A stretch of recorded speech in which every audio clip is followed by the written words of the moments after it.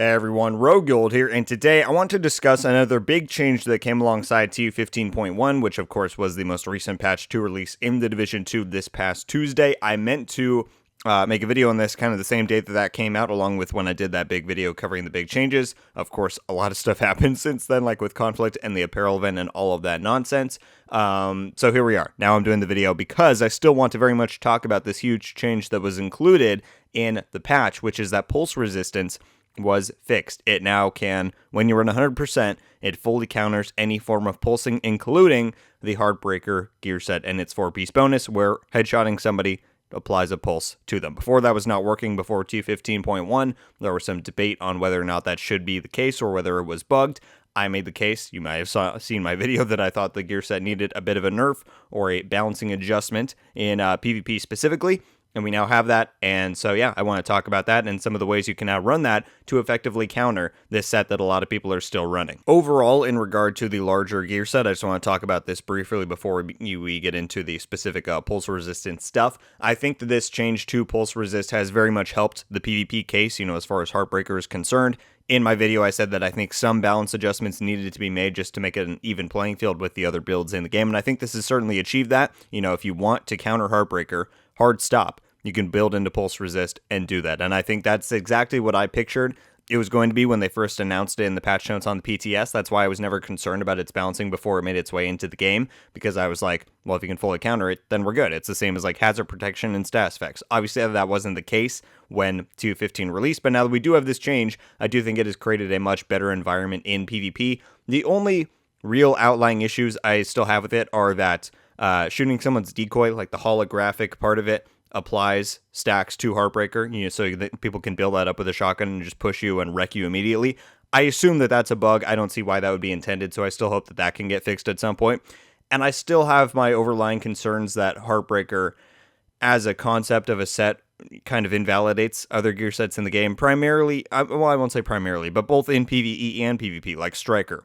I don't know why I would want to run Striker with a shotgun if I could just run Heartbreaker and get bonus armor and damage. You know what I mean? So I still have that issue in general, but I'm less problematic with that if the moment-to-moment PvP gameplay is a lot more fair and a lot more balanced. That's how I see it being now with this pulse resist change, so I'm very happy we got that into the game. I think it's created a much better experience, and so because this change has now made its way into the live game, I wanted to give you guys a look at some of the best and only ways, really, that you can set up pulse resistance effectively on your build in PvP if you are having trouble with Heartbreaker still to this day and you want to know a good way to counter it. That's what this video is going to focus on. I'm going to run through a few different build types where you can build up pulse resist to the max and then effectively counter the new, meta light that has taken place ever since TU15 release. So let's just get into it. I want to show you guys that, so let's go. Alright, so as I just said, what I want to do is that in case anybody was unaware that they had changed pulse resistance, or if you just have not tried this out yet, I wanted to lay out what I think are some of the best ways to set up a pulse resistance build if you are needing that in the DZ, PvP, or for whatever reason in PvE. I don't think that's ever really applicable. But yeah, I wanted to lay those build types out in case you were not aware of them on your own. So the first thing to get started with is to know that if you have a maxed out specialization, every single one of these specializations automatically gives you a 50% pulse resistance boost. If you weren't aware of that, go to inspect on any of them, and in the very bottom right, you will see vital protection plus 50% pulse resistance. That is the same on all 6, and again, you'll get it towards the end. Honestly, I don't even remember how you level these things up, like what the path is, but it's always in the bottom right of each of these trees in this little quad down here. Yeah, pulse resist on all 6 of them. So if you have a maxed out specialization, or I guess this one's right there, point is, every single one of these has it, so that is where you're going to get your biggest amount on any type of build setup you do. You get a 50% bonus from your specialization, and that's really going to help you build up to that maximum amount of 100%. From there, you then have what I consider to be 3 viable options for setting up a pulse resist build. If you have another one that I don't cover in this video that maybe I didn't even think of, then be sure to let me know down below. Certainly, I would love to hear all of your guys' inputs and thoughts. But in my opinion, and at least what comes to mind for me, are 3 effective ways to set up a pulse resist build. This is the first one. This is one that I set up that I've had some fun with. It's kind of like a sniper pulse resist build, stay back from afar, confuse them with the decoy a little bit. And the way that I'm getting that maximum pulse resistance value is by running 3-piece of Y'all gear, which of course is the DZ exclusive brand set. So if you want this, you are going to have to either farm in the DZ, or you can go and buy these from the DZ vendors if it ends up going through their rotation. And so you can see from the brand bonus here, what you get is 10% hazard protection, 5% weapon damage, and 40% pulse resistance. This is a very solid brand set for PvP, might I add, not only for the pulse resist, but for those first two as well. But the one we're obviously going to focus on is the pulse resistance, which is 40%.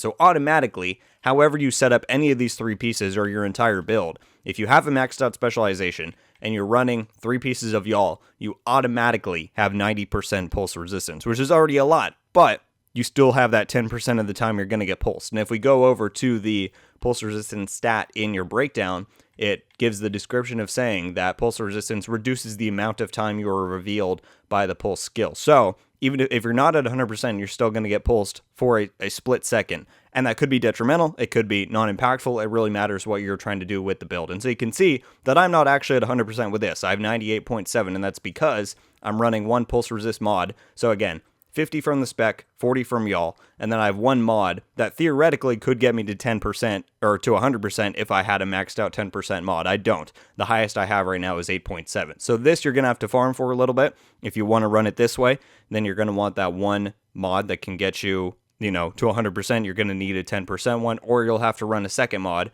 which, for example, I'll just show it, will give you over 100%. Now, if we go back, I have that second one.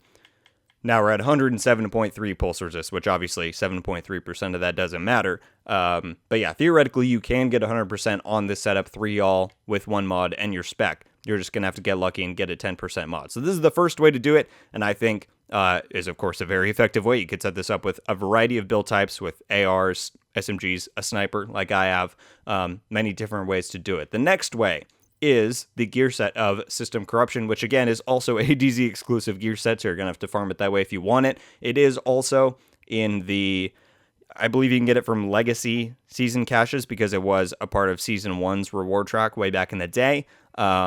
So those should be the 2 ways you can acquire it now if you're trying to get it. And as you can see there on the right side, the 2-piece of this gives you 15% armor on kill, and the 3-piece gives you 40% disrupt resistance and 40% pulse resistance. So same as the Y'all, 3 pieces of this gives you the same thing. Probably if you're going to run a System Corruption build, you would want to do all 4 pieces. The 4-piece isn't necessarily the best thing ever, but it can be very, very effective if you set it up right and play with it right. I've had fun with System Corruption before.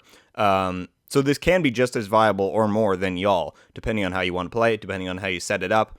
The 4-piece really does kind of enforce the Ghost style of gameplay, where once you pop your medkit, you lose your nameplate, you kind of go all stealth mode, and you get a bunch of extra armor and damage. So it can be really fun, absolutely. And yeah, if you build this right, I would just say the same thing. You run 4 pieces of System Corruption across your 6 pieces, and then 1 10% pulse mod, again with your specialization 50. This gives you 40. 1 mod gets you then to 100%. Go and have fun without getting pulse. So that's the second way that I would recommend setting up pulse resistance if you want to do it like that. And now we come to the final method, everybody. I'm going to switch to a different build that doesn't have the Y'all to show you the last effective method for setting up pulse resistance, in my opinion, and that is going to be improvised gear. Now, if you don't know, because I know some people to this day still don't, that's all right. Improvised gear is a type of gear that you can only craft. So I'll show you really quickly once we're done here where they are in the crafting station. But they come with no brand, so you don't get that bonus. But what they do come with is a mod slot in gear pieces you typically don't get mod slots in. So the gloves, holster, and knee pads all come with a mod slot now if you choose to run this type of gear. And that means on all 6 pieces of your gear, you're getting a mod slot. And so what you can do, again, I'm getting 50% from my specialization. I can run a pulse resist mod on every single piece of gear, and that way, I'm gonna have to find where all of them are in here. This is gonna be kind of annoying. That way I get 100%, or theoretically should get close to that, depending on, what specific mods you have, without having to run any special pieces of gear to get their brand bonuses, right? Because obviously, I just took the exact same one, you kidding me? I'll cut back when I'm done with this, and then we'll keep talking. Okay, so I forgot while I was going through this that I don't even have 6 pulse resistance mods yet, or at least ones that were good enough to keep. I have 4 that are within that 8.5 range. And so, well, I personally haven't tried to set up a build like this yet, but it absolutely would work if you want to run it this way. Maybe you just want I don't know, those extra crit rolls, and then you want some specific gear up here. It's really up to you. Like I said, it's all based on freedom of choice, but of course, when you're getting the 50% resistance from your specialization, and if you have these 8.5 range mods like I do, all of mine are just above 8.5. Then if we go over to the stat page, I'm currently at 84.6 pulse resistance, which of course that would mean we need about 15.4 more to get 100%, and 2 more slots. If I had another 8%, that 16 just puts me right over the cap. So that would be a pretty much perfect fit of 100%. Again, if you want to run it that way, this would also get you to that pulse resistance maximum value. And really quickly, if you needed to know, I will show you that you can craft improvised gear over here at the bench. For any of the 6 slots, you can do it for the mask, backpack, and chest. I don't personally recommend that because they already come with a mod slot. Unless there's some sort of crazy tactic with that I've never thought of, someone can certainly let me know.